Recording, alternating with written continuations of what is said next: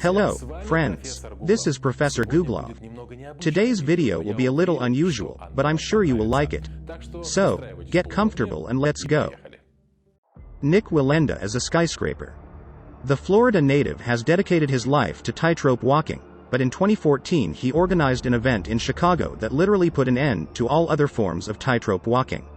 Nik set out to accomplish not one, but two incredible records in 15 minutes. Chicago put on a grand event during which Nik had to walk a penny-thick rope. The man walked on a specially painted wire at a height of 166 meters from the ground to the Leo Burnett building, which is 204 meters high. While this world record-breaking walk amongst the clouds is undoubtedly addictive, when the second round began, the event got really crazy.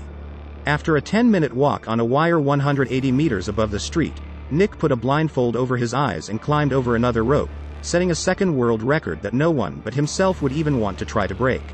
It's really hard to put into words how amazing Nik Wallenda's achievement is. Rooftop bicycle parkour. You know what's fun to watch? Parkour on the roof. You know what's cooler than that? BMX, but combining the two. Well, it seems impossible. I mean, how do you even combine them? But if your name is Danny MacAskill, you're sure to find a way. In the course of his adrenaline-pumping, panic-inducing venture, Danny strapped on a GoPro camera and combined the art of BMX and parkour on the rooftops of the Cascadia Cliffs, performing astounding jumps, somersaults and stunts and leaping from building to building. During the ride, Danny, through his honed form and what must have been nerves of steel, performed incredibly risky and seemingly unbelievable maneuvers time after time, in conditions perfect for creating one of the sport's most unique experiences. Supersonic free fall. Felix Baumgartner is perhaps closer to the title of astronaut than any other extreme athlete. What sets him apart is his ability to accomplish what many would call the impossible. In 2012, the Austrian adrenaline junkie, in collaboration with Red Bull, attempted something truly unprecedented: a supersonic free fall. In October 2012, a daredevil ascended in a balloon-controlled capsule to an altitude of 39,000 kilometers above the Earth. This is quite high, so he needed a spacesuit. What happened next, when Felix got the courage to make the steepest jump in history, was the most difficult stage.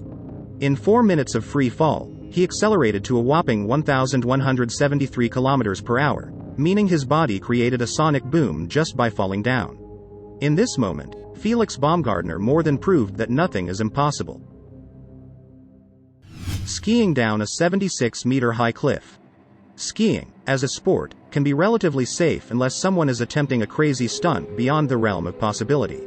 Meet Jamie Pierre, one of the most daring extreme athletes on the planet. While on top of a perfect snow-covered mountain peak in an attempt to set a world record for mountain jumping, Jamie snapped off the top and fell 76 meters down. After a few moments he was able to get up and walk away, carelessly saying he just wanted to set a world record. It's certainly a crazy reason to jump off a mountain, but on the other hand, is there any reasonable reason to do it at all? Around the world and back. If it weren't for brave adventurers like Fedor Konyakov from Russia, we wouldn't have so many geographical discoveries. The world has literally never seen such an adventurer, and every time a man safely completes one of his journeys, it is an outstanding moment in the history of mankind. And for him, it's an opportunity for a new challenge.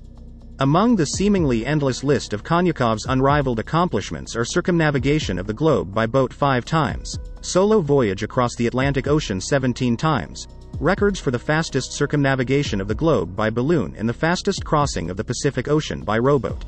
He later became the only man to cross that ocean in both directions. In addition, Konyakov holds the title of the only person ever to have reached the 5 so-called poles of the Earth: the North and South Poles, the summit of Mount Everest, Cape Horn, and a pole that, we didn't make that up, is called the Pole of Inaccessibility in the Arctic. Honestly, almost every moment of Konyakov's life is something incredible. Thankfully, he captures it all on video to forever document his incredible achievements. An electrified David Blaine. David Blaine is called a magician by many, but it would be more accurate to call him the world's most extreme stuntman. Along with crazy antics like freezing himself in a block of ice or staying underwater for long periods of time, one of the craziest moments in his career was when he decided to electrocute himself. If you know anything at all about David Blaine, you can be sure it wasn't just a quick electric shock. No. In 2012, David put on a spectacle that was watched live by over 400 million viewers. He stood in New York City for 73 hours on a 6.5-meter high pole surrounded by Tesla coils that constantly emitted 1,000,000 volts of electricity around him.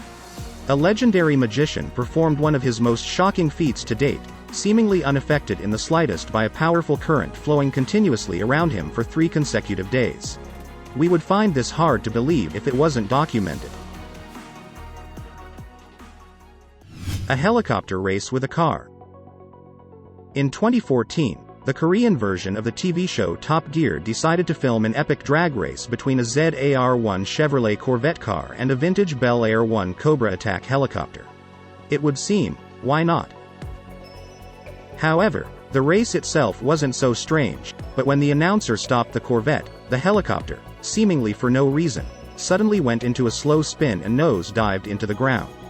Miraculously, despite the spectacular crash and the panic that arose on the set, no one was seriously injured. Both pilot and passenger suffered only minor injuries.